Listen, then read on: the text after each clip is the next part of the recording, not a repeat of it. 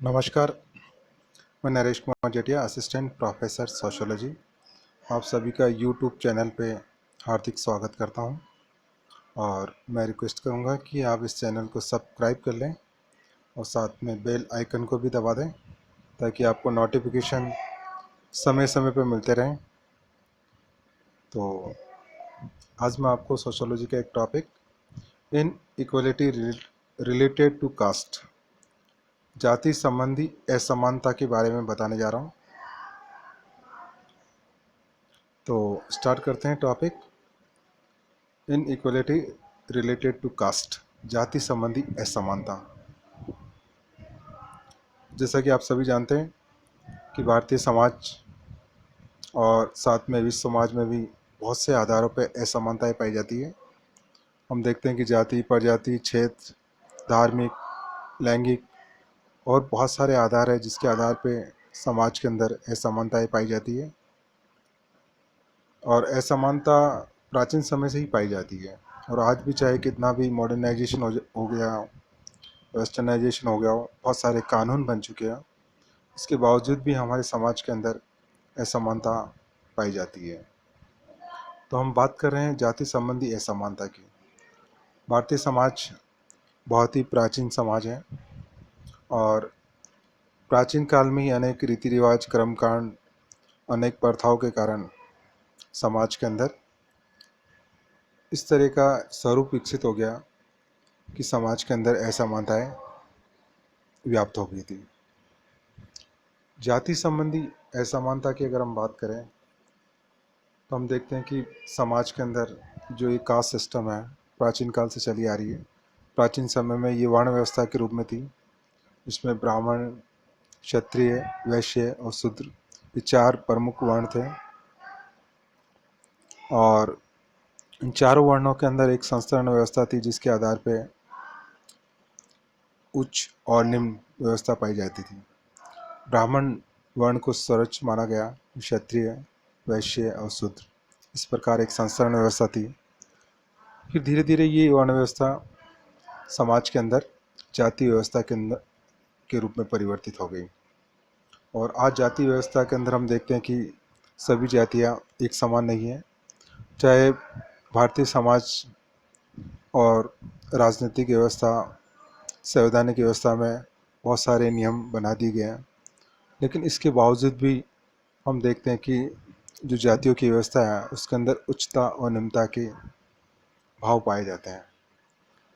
समाज के अंदर हम देखते हैं कि कुछ लोग स्वयं को समझने वाले कुल, वंश और जाति और प्रजाति में जन्म लेते हैं और ये अपने आप को दूसरों से श्रेष्ठ मानते हैं और इस आधार पर विषमता पनपती है। इस पर हम देखते हैं कि काले, गोरे, ब्राह्मण, हरिजन, इनके बीच जो विषमता पाई जाती है उनका भी यही आधार है। ग्रामीण भारत में हम देखते हैं कि जाति व्यवस्था जो सामाजिक विषमता का प्रमुख आधार होती है। भारतीय जाति व्यवस्था के अंदर हम देखते हैं कि धर्म और प्रथागत कानून दोनों को समर्थन हमेशा से प्राप्त रहा और यह सामाजिक जो विषमता है, सिद्धांत व्यवहार दोनों में समाज द्वारा स्वीकृत है। सबसे पहले अगर हम जाति को थोड़ा समझते हैं तो जाति एक ऐसा सामाजिक समूह है जिसकी सदस्यता जन्मजात होती है। प्रत्येक जाति का एक नाम होता है, एक व्यवसाय होता है और एक जाति के लोगों का एक वंशागत जो पैसा होता है और एक जाति के सदस्यों को अपनी जाति में विवाह करना होता है। तो इस प्रकार हम देखते हैं कि जाति की अपनी जीवन शैली होती है, यानी कि जाति की जो प्रमुख विशेषता है वो यही है। प्रमुख जो इसका अगर हम परिभाषित करें तो इसकी सदस्यता जन्मजात होती है और इसका एक नाम और एक व्यवसाय होता है। हालांकि आज के समय में हम देखते हैं कि अधिकांश जाति अपना परंपरागत व्यवसाय नहीं करती है, लेकिन फिर भी हम जाति के साथ किसी न किसी जन्मजात व्यवसाय को जोड़ते हैं। अब हम बात करते हैं जाति की जो प्रमुख विशेषता है जिसके आधार पर हम जाति को ढंग से समझ पाएंगे। तो जाति की सदस्यता जन्मजात होती है। जाति समाज का खंडात्मक विभाजन है। जाति के में हम देखते हैं कि इसमें उच्चता और निम्नता का एक क्रम पाया जाता है और जाति एक अंतर्विवाही समूह, यानी कि जाति के सदस्यों को अपनी ही जाति में विवाह करना होता है। और प्रत्येक जाति का एक वंशानुगत व्यवसाय होता है जो पीढ़ी दर पीढ़ी चलता है। हालांकि आज के समय में शिक्षा, व्यवसाय, औद्योगिकरण के कारण जाति अपना परंपरागत व्यवसाय नहीं करती, लेकिन फिर भी काफ़ी जातियाँ आज भी अपना परंपरागत व्यवसाय करती है। कुछ जातियाँ ऐसी हैं जिनका परंपरागत व्यवसाय आज भी दूसरी जातियों ने नहीं अपनाया, बहुत कम या नहीं के बराबर। और नेक्स्ट है जाति के सदस्यों में के खान पान और सामाजिक सेवा संबंधी नियमों का पालन किया जाता है। किस जाति के साथ आपका खान पान का संबंध रखना है और किसके साथ नहीं रखना है, किस जाति के साथ कच्चा खान जो खान पान है वो रखना, किसी जाति के साथ पक्का खान पान का संबंध रखना, ये जाति के द्वारा सुनिश्चित होता है। और प्रत्येक जाति के अंदर हम देखते हैं कि स्थानीय समुदाय में पंचायत होती है जो अपने सदस्य के जाति के नियमों का पालन करवाती है। यानी कि कोई भी अगर जाति के नियमों का पालन नहीं करता तो जाति पंचायत द्वारा उसको दंडित किया जाता है। हालांकि आजकल हम देखते हैं कि कानून बन चुके हैं जिसके आधार पर कोई भी जाति पंचायत दंडित नहीं कर सकती, लेकिन इसके बावजूद भी हम देखते हैं कि जो ग्रामीण क्षेत्र है या कस्बे हैं वहाँ पर जाति पंचायत काफ़ी सक्रिय रहती है। इस पर लास्ट इसकी एक और विशेषता है कि जाति की सदस्यता संपूर्ण जीवन के लिए होती है। तो कोई भी व्यक्ति प्रयत्न या उपलब्धि द्वारा जाति की सदस्यता नहीं बदल सकता, चाहे व्यक्ति कितना भी तरक्की क्यों ना कर ले, चाहे कितना भी मतलब शिक्षित क्यों ना हो जाए, लेकिन वो अपनी जाति की जो सदस्यता है उसको परिवर्तित नहीं कर सकता। तो ये जाति की कुछ विशेषता है, इसके आधार पर हम जाति को परिभाषित कर सकते हैं, समझ सकते हैं। अब हम इसकी असमानता के बारे में बात करते हैं। जाति व्यवस्था के अंदर हम देखते हैं कि इसमें पाया जाने वाला ऊंच नीच का जो संस्तरण है और ऊंच नीच जातियों के बीच में जो अधिकारों का असमान वितरण है वो भारतीय समाज में सामाजिक विशेषता के लिए, सामाजिक विषमता के लिए विशेष रूप से उत्तरदायी होता है। सामाजिक विषमता का जो चरम रूप है वो अस्पृश्यता के रूप में देखने को मिलता है, जहाँ कुछ जातियाँ जन्म से ही अछूत मान ली जाती है और उच्च जाति द्वारा उपभोग किए जाने वाले सभी प्रकार के अधिकारों से उन्हें वंचित कर दिया जाता है। और हम देखते हैं कि उच्च जातियों के का जो है उत्पादन के साधन जो है विशेषतः भूमि पर नियंत्रण रहता है, जबकि निम्न जातियाँ जो होती है जहाँ अस्पृश्य जातियों के लोगों को इनसे वंचित रहना पड़ता है और वह अपने केवल श्रम को बेचकर अथवा कोई घृणित या हीन समझे जाने वाले पैसे को अपनाकर ही अपना आजीविका चलाती है। ऐसे जाति व्यवस्था वाले समाजों में हम देखते हैं कि व्यक्ति की सामाजिक स्थिति जन्म के आधार पर निर्धारित होती है। इनमें व्यक्तिगत उपलब्धियों को कम महत्व दिया जाता है। आंद्रे बिताई कहते हैं कि जाति व्यवस्था में संस्करण की एक प्रणाली सदैव से रही है।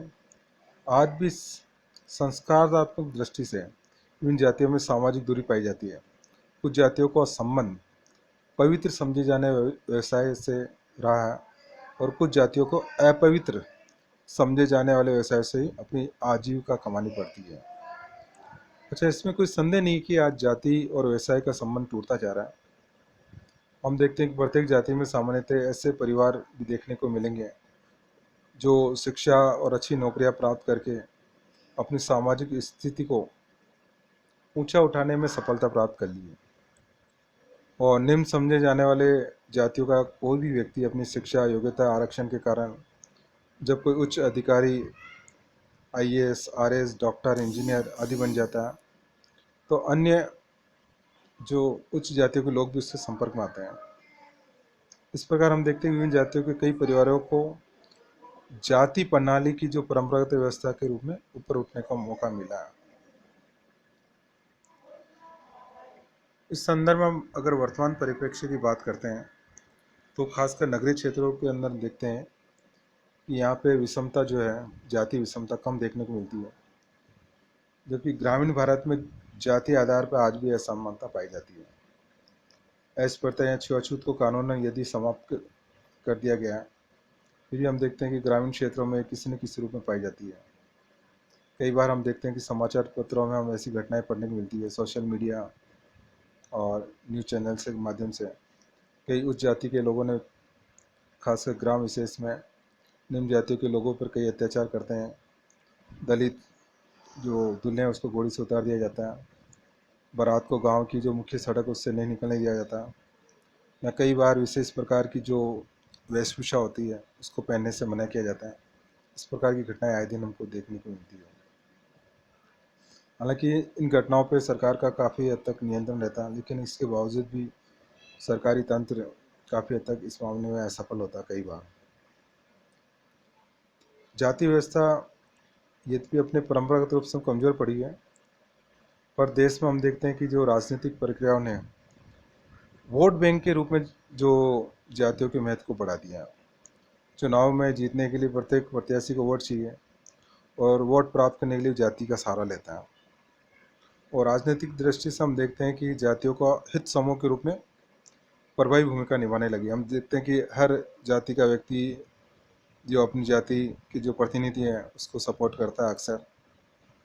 और राजनीतिक दल भी क्या करते हैं कि एक क्षेत्र विशेष में जाति के जो बाहुल्य को देखकर प्रत्याशियों का चयन करते हैं। तो ये सब जाति जो है समानता है या जाति व्यवस्था जो है उसके बढ़ावा देने के अंदर प्रत्यक्ष या अप्रत्यक्ष योगदान देते हैं। इसी क्रम में अगर हम बात करते हैं तो आरक्षण ने भी जो है विभिन्न जातियों को संगठित होने का मौका दिया। आज हम देखते हैं कि जो जातियाँ उच्च समझी जाती है वो भी आरक्षण की मांग करने लगी है।